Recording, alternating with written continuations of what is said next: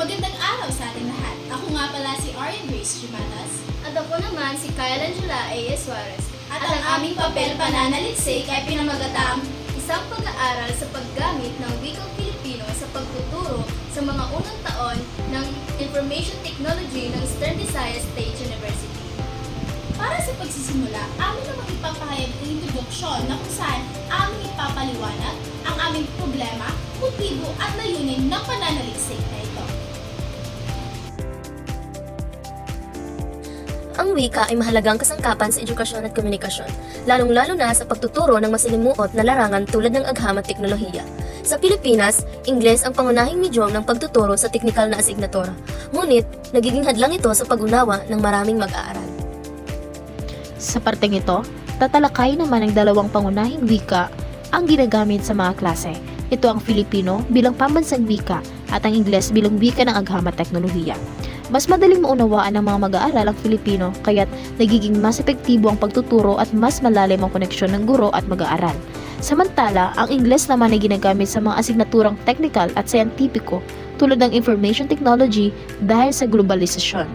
Ayon sa isang pag-aaral na kay Lorica 2016, ang bilingual na edukasyon ay gumagamit ng Filipino at Ingles sa pagtuturo. Pinili ng mga mananaliksik na gamitin ang Filipino sa pagtuturo ng information technology sa Eastern Visayas State University upang suriin ang epekto nito sa pagkatuto ng mga mag-aaral. Sa pagpapatuloy, dahil sa impluwensya ng mga dayuhan, naging simbolo ng edukasyon at mataas na estado sa lipunan ang Ingles. Ang paggamit nito ay nauugnay sa katalinuhan, habang ang sariling wika ay tinuturing na tanda ng mababang antas ng edukasyon. Ayon kay Sibolen et al., 2023, malaki ang papel ng guro sa pagtuturo, lalo na sa paghubog ng pagkatuto at katauhan ng mag-aaral. Ang paggamit ng Filipino sa mga asignaturang tulad ng Introduction to Computing ay nakakatulong sa pag-unawa ng mga konsepto at mas aktibong pakikilahok. Ayon sa saligang batas, dapat itaguyod ang Filipino bilang pangunahing wika ng komunikasyon at pagtuturo na pinagtibay din ni Virgilio Almario ng KWF. Sa pagpapatuloy, ilalahad naman dito ang parte ng pangunahing layunin ng pag-aaral na ito, na kung saan matukoy at masuri ang paggamit ng wikang Filipino bilang medium ng pagtuturo sa akademikong pagganap sa mga mag-aaral ng unang taon ng information technology. Layunin din itong malaman kung paano ito nakakapekto sa antas ng pag-unawa at pakikilahok ng mga mag-aaral sa klase, pati na rin ang kahalagahan ng wika ito sa kanilang edukasyon. Una, ano ang antas ng pagkatuto ng mga mag-aaral sa paggamit ng wikang Filipino sa asignaturang Introduction to Computing sa mag-aaral sa unang taon ng Information Technology? Ikalawa, ano ang antas ng pagtanggap sa paggamit ng wikang Filipino sa asignaturang Introduction to Computing sa mag-aaral sa unang taon ng Information and Technology? Ngayon naman ay lalahad ang metodolohiya na kung saan ipapaliwanag ang disenyo ng pag-aaral. Ang pananaliksik na ito ay gumagamit ng deskriptibong paraan upang mailarawan ang mga hamong kinakaharap ng mga mag-aaral at sa paggamit ng wikang Filipino at ang epekto nito sa kanilang pag-aaral. Ang resulta ay nilalahad sa tekstual at tabular na paraan. Populasyon at lokasyon ng pag-aaral. Ang pag-aaral ay sinagawa sa Eastern Visayas State University na may 20 mag-aaral sa unang taon ng Information Technology bilang tagatugon. Ang mga kalok ay pinili gamit ang simple random sampling na nagbibigay ng pantay na pagkakataon sa bawat miyembro ng populasyon ayon kay Taylor 2015. Instrumento sa pangangalap ng datos. Ang mga mananaliksik ay gumamit ng survey questionnaire na nahahati sa dalawa. Una, Likert scale. Sukat ng antas ng pagsang-ayon o di pagsang-ayon mula sa unang bilang hanggang sa 5. Visual analog scale. Ginamit upang masukat ang emosyonal na tugon ng mga respondente gamit ang visual na representasyon tulad ng masaya, neutral o malungkot na mukha. Sa parteng ito ay papaliwanag ang resulta at ang pagtatalakay. Inilalahad sa kabanatang ito ang mga resulta, pagsusuri at pagpapakulugan ng mga nakalap na datos tungkol sa pag-aaral sa paggamit ng wikang Filipino sa pagtuturo sa mga mag-aaral ng unang taon ng Information Technology na kung saan inilamang antas ng pagkatuto at ang antas ng pagtanggap ng mga mag-aaral sa paggamit ng wikang Filipino sa asignaturang Introduction to Compute. Una, ay antas ng pagkatuto ng mga mag-aaral sa paggamit ng wikang Filipino sa asignaturang Introduction to Computing. Inilahad sa Talahanayan 1 na ang antas ng pagkatuto ng mga mag-aaral sa paggamit ng wikang Filipino sa asignaturang Introduction to Computing. Batay sa nakalap na datos, ito ay may kabuang bigat na 3.57 na may katumbas na paliwanag na may pagsang-ayon ng mag-aaral sa mga nailahad. Ayon sa mga taga-tugon, sila ay may ganap na pagsang-ayon dahil madali nilang naintindihan ang mga konsepto sa asignaturang Introduction to Computing kapag ito'y pinaliwanag sa wikang Filipino at nakakatulong ang paggamit ng Filipino sa pag-unawa ng mga mahihirap na terminolohiya sa computing na may pinakamataas na bigat na 4.05.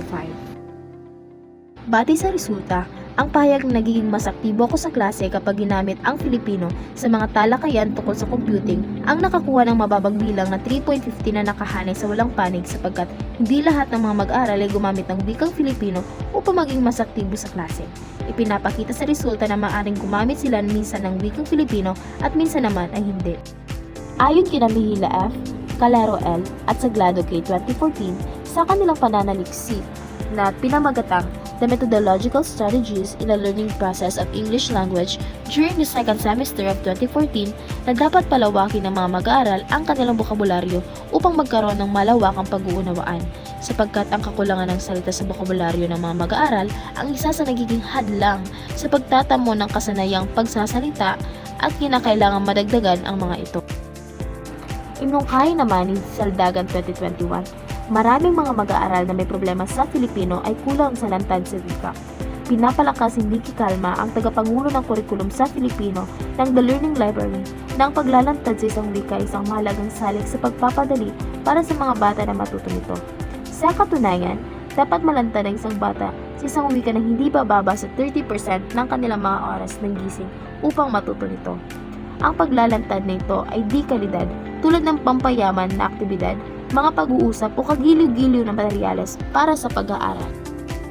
Kung kaya't, binibigyan linaw na ang nakuhang mababang resulta na nakahanay sa walang panig ay nagpapatunay na ang mag-aaral ay maaring gumamit ng wikang Filipino o ibang wika upang maging mas aktibo sa mga talakayan sa klase tungkol sa computing. At narito naman ang larawan na kung saan ang talahanayan 1 ay makikita kung anong weighted mean at ang mga salik na nakalagay dito. Antas ng pagtanggap sa paggamit ng wikang Filipino sa asignaturang Introduction to Computing sa mag-aaral ng unang taon ng Information Technology.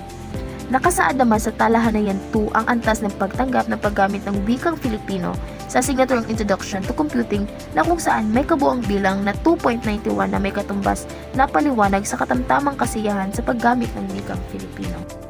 Mula sa talahanayan 2, nanguna ang may katamtamang kasiyahan na may bigat na 3.10 na may katumbas sa paliwanag na ang mag-aaral ng unang taon ng Information Technology ay masaya sa paggamit ng wikang Filipino sa pagbibigay ng mga halimbawa sa klase.